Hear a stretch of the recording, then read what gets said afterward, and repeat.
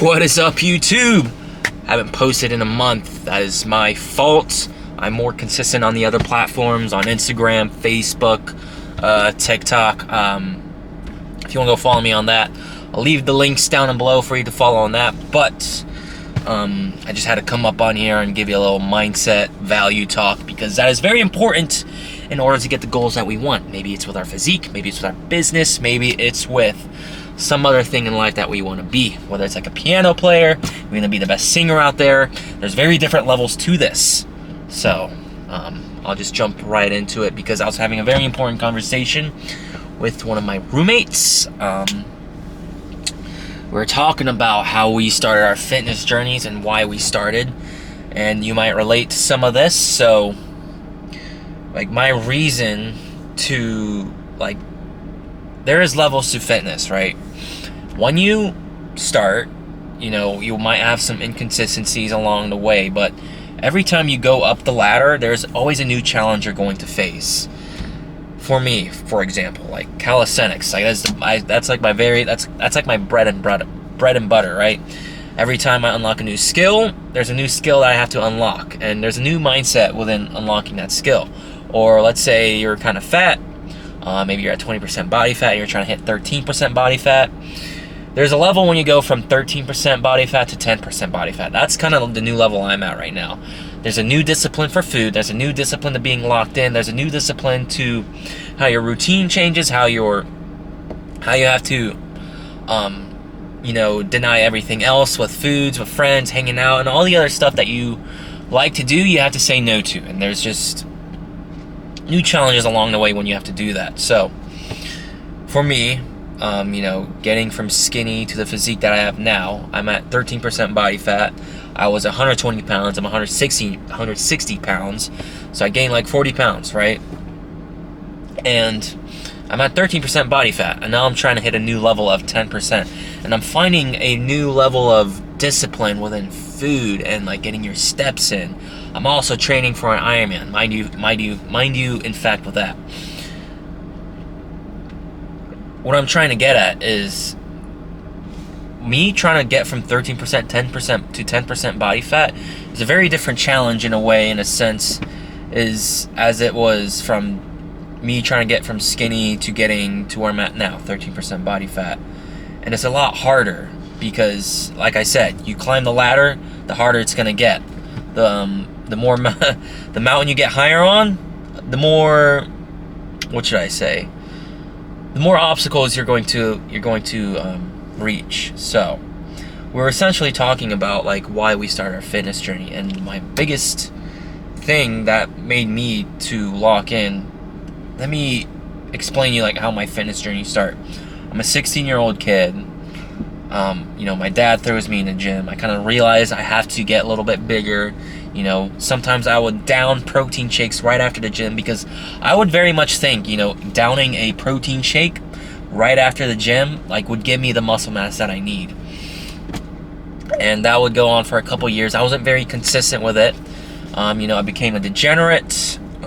You know, going out on the weekends, you know, getting hammered, getting high, all that stupid stuff, right? And essentially, what made me cause me to lock in is essentially, sorry, I can't breathe. I don't know. Sorry. When I had a dog. It was like my best friend. I grew up very skinny. I didn't really have that much friends, so this was this very thing I would always look forward to. It's like my dog right there, right? And he lived till 20 years. For 20 years he was with us. I had to say goodbye to him, give him the good old goodbye in my arms. We put him down in my arms, and that was like the very moment I knew like I started questioning things. That's when I started getting bigger into my faith. I was like, is there like a doggy heaven? Like, I started getting really more into God and Jesus Christ. And the more I got into that, is like the more I started being more consistent, is when I lost my dog. And hopefully that doesn't have to happen to you, you know. You don't have to hit like hit a low. And that's how it usually sometimes happens. You know, you have to hit a low in order for you to understand, like, you have to get to the goal that you want to be at. or get the desired result, desired goal, whatever that may case be. And for me, it was my dog.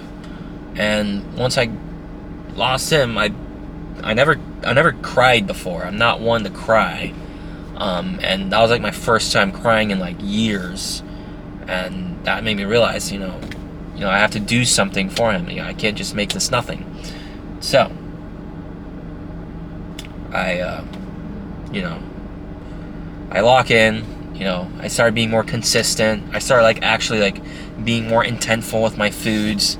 And over time, I just started building a little consistency, a little over wins through a 6-month period until 2024.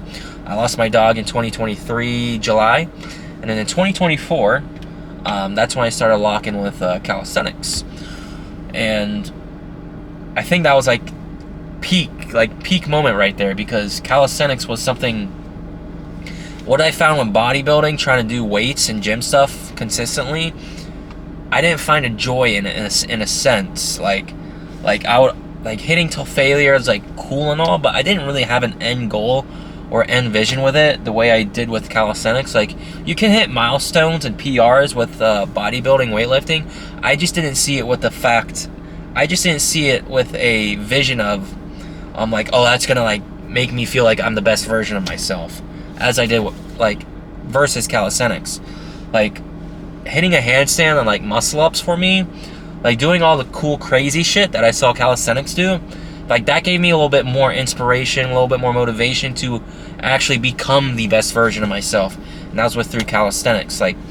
Your way might be through bodybuilding, or my way just might be through being in the best shape. My way was just through calisthenics, because one, I'm building a physique I'm being proud of, and two, I'm chasing these skills that are very hard to do, that you have to consistently fail over and over and over.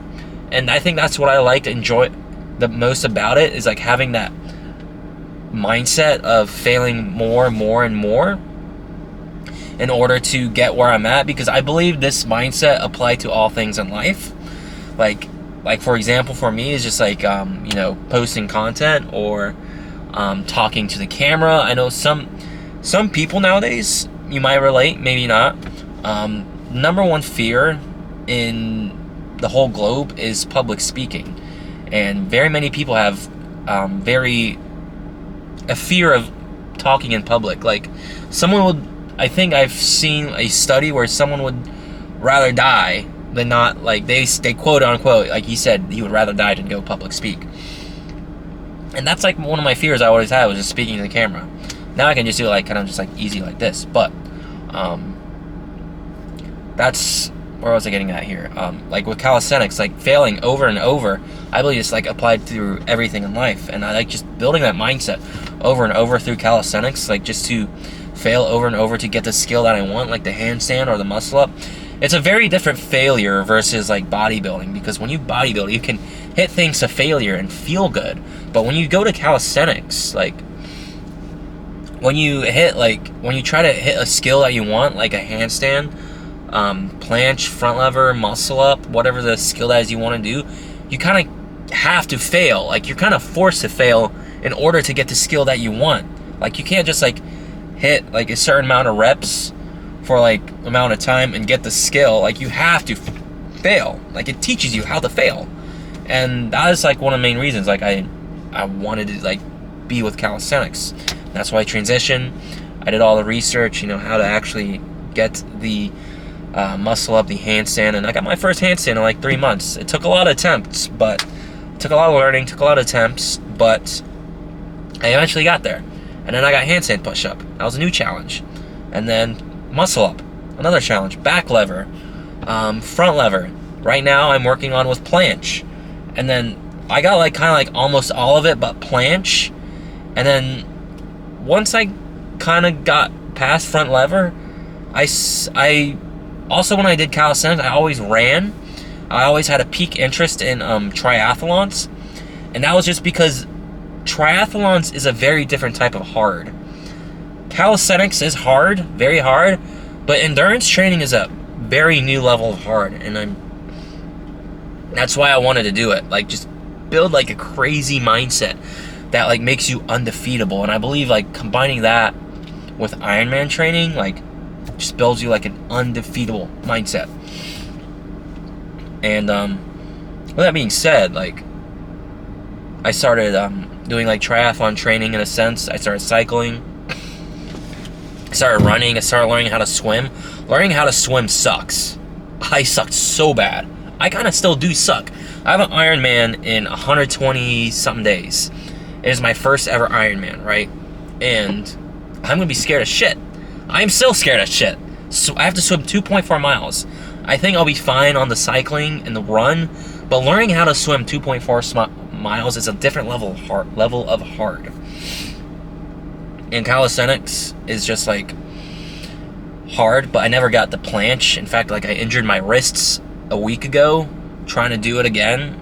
I was a little inconsistent with it, but learning planche like is a new like level of mindset where you kind of have to beat. So with that in mind, you know, if you like have a fitness journey, you know, and you're hitting all these levels, like just know, like once you start your fitness journey, like you're always going to hit like new levels of obstacles and challenges you're going to have to overcome, whether that is like you're losing 30 pounds to 20 pounds, or you're getting like from 20% body fat to 15 to 12 to 10. There's new levels of disciplines along the way. You just kind of have to understand that, and don't expect it like once you get the physique that you want, it's just going to be smooth sailing from there. It is smoother, but it is not as smooth as you think it will be. Accept the challenges, accept the adversity that you're going to have to go through, because it is going to be very hard. It's going to suck. The things that we very much value, that we want, the physique, the money, all the stuff that we ever wanted, the high value things, there's a reason why it's called high value. If it wasn't high value, we all wouldn't went for it. So with that being in mind, you know, I'm going to be back more into the YouTube videos. I'm going to post a YouTube video within the next week, or within this week, how to get the physique you want with calisthenics, how to get the mindset that you want, be in tune for that. So I'll leave my links for my Instagram in the bio. And yeah, this is the Raw Talk, I think number 4, or I think it's number 4 or 5. But we'll see you for the next one. I'll be more consistent on this. I'll fucking start figuring out more on this. Apologies for that, but we'll see you for the next video.